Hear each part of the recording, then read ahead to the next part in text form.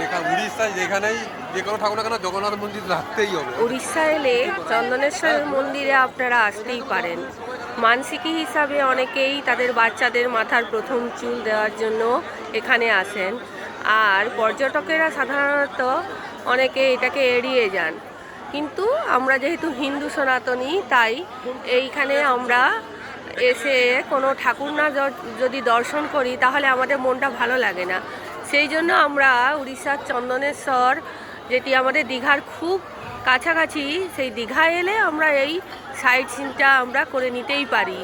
তাই আপনারা এখানে আসবেন খুব সকাল সকাল এলে। আজকে সোমবার হলেও আমরা খুব ভাগ্যবশত বাবার দর্শনও পেয়ে গিয়েছি এবং পূজা আমরা দিইনি, কিন্তু বাবার দর্শন পেয়েছি, চরণামৃতও পেয়েছি। সাধারণত সোমবার হলে প্রচুর লাইন থাকে এবং যত বেলা বাড়বে তত এখানে ভিড় বাড়তে থাকবে।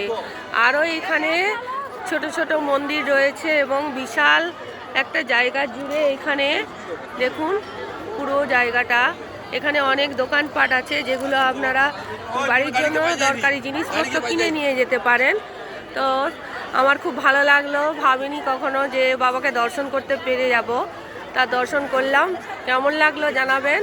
ভালো লাগলে চ্যানেলটিকে সাবস্ক্রাইব করবেন, লাইক করবেন, কমেন্ট করতে ভুলবেন না। ভেতরের অংশটা দেখালাম না, প্রচণ্ড ভিড় ছিল বলে। তো সবাই এখানে এলে পুজো দিতেও পারেন এবং না পুজো দিয়েও আপনারা শুধু দর্শন করেও যেতে পারেন। সবাই কমেন্ট করবেন, ভালো থাকবেন সবাই, নমস্কার।